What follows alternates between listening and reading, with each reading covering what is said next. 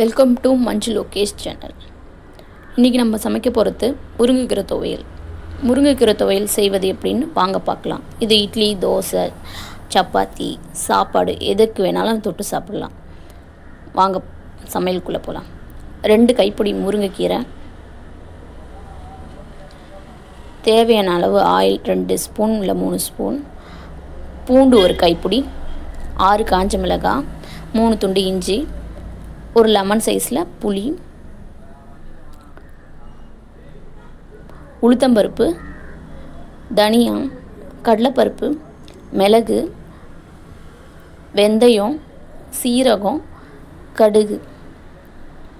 முருங்கைக்கீரையை கழுவி வாஷ் பண்ணி எடுத்து வச்சுக்கோங்க. ஒரு பேனில் 2 ஸ்பூன் ஆயிலு,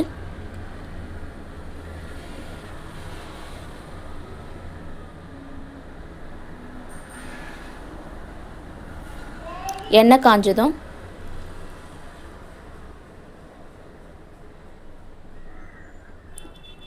2 ஸ்பூன் உளுத்தம்பருப்பு,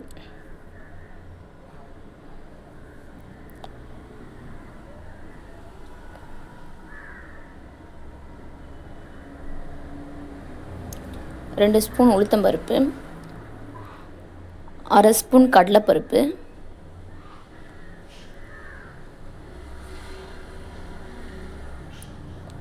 1/4 ஸ்பூன் வெந்தயம், 1/4 ஸ்பூன் ஜீரகம்,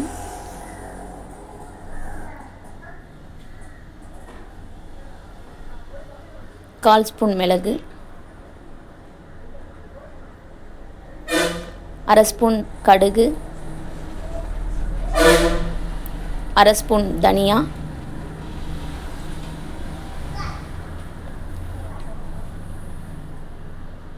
எல்லாத்தையும் ஒன்றா வதக்கிக்கலாம். பொன்னிறமாக கோல்டன் கலரில் வர வரைக்கும் வதக்கி எடுத்துக்கலாம்.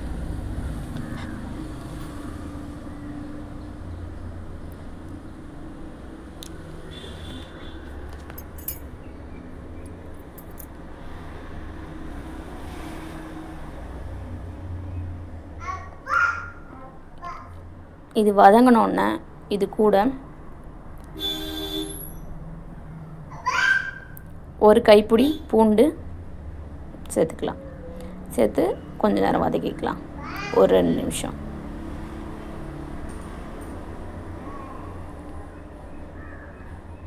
மூணு துண்டு இஞ்சியும் சேர்த்துக்கலாம். 6 காஞ்ச மிளகாய் சேர்த்துக்கோங்க. ஒரு லெமன் சைஸ் புளி. இதை எல்லாத்தையும் சேர்த்து நல்லா வதக்கிக்குங்க.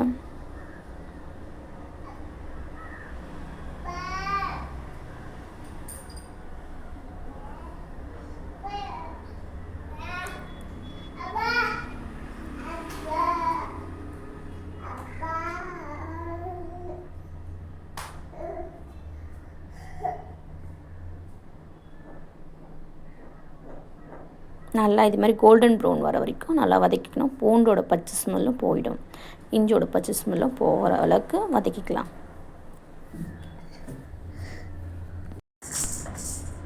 அது நல்லா வதக்கிக்கலாம். நல்லா வதங்கிடுச்சு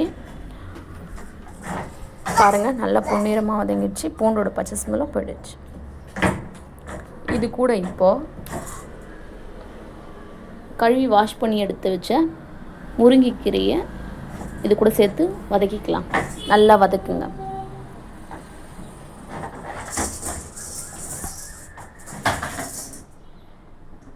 நல்லா வதக்கிக்கலாம்.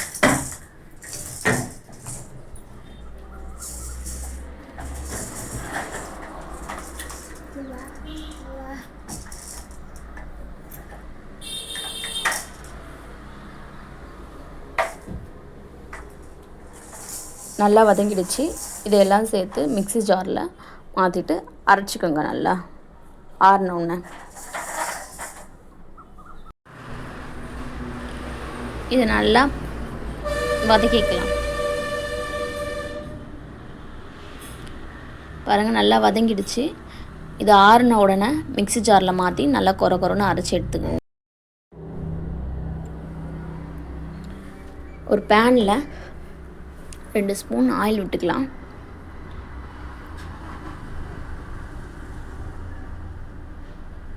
அது கூட 1/2 ஸ்பூன் கடுகு, 1/2 ஸ்பூன் உளுந்து,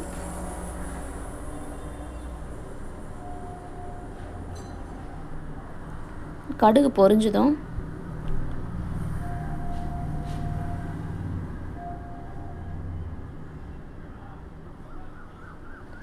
நல்லா பொரிஞ்சு வரட்டும்.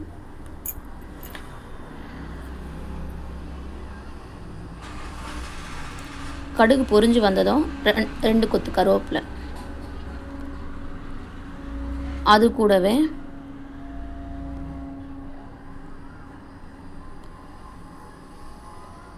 அது கூடவே 2 சிட்டிகை பெருங்காயம் சேர்த்துக்கலாம்.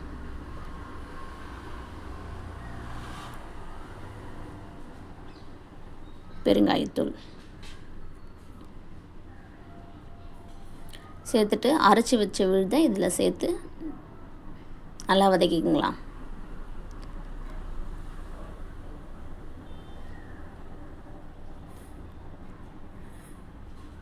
மீடியம் ஃப்ளேம்லேயே இருக்கட்டும், தீ மிதமான சூட்லேயே இருக்கட்டும். இதில் மிக்ஸி ஜாரை கழுவுன தண்ணியும் இதில் சேர்த்துக்கிறேன் நான்.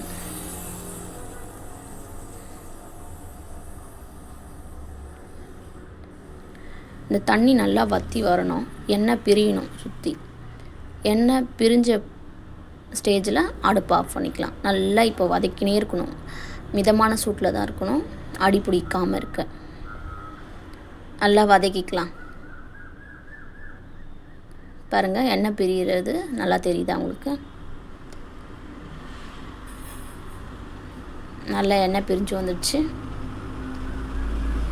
பாருங்கள், சுற்றி எண்ணெய் நல்லா பிரிஞ்சு வந்துடுச்சு.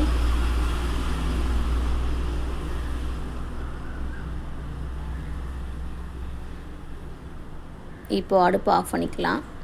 இது சூடாக இட்லியில், தோசையில், சப்பாத்தியில் எதில் வேணாலும் சாப்பிட்லாம். நல்லா டேஸ்ட்டாக இருக்கும். சாப்பிட முடியாமல் இருக்கிற குழந்தைங்களுக்கு கூட இதை நல்லா கொடுக்கலாம். நல்லா பசியை தூண்டும். முருங்கைக்கீரையை பிடிக்காதவங்களுக்கு கூட இந்த மாதிரி செஞ்சு கொடுத்தா நல்லா சாப்பிடுவாங்க.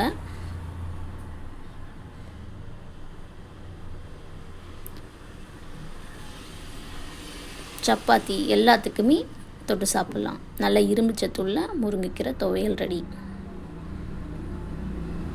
சளிக்கும் நல்லது. சூடான சாப்பாட்டில் பிசைஞ்சு குழந்தைங்களுக்கு தரலாம்.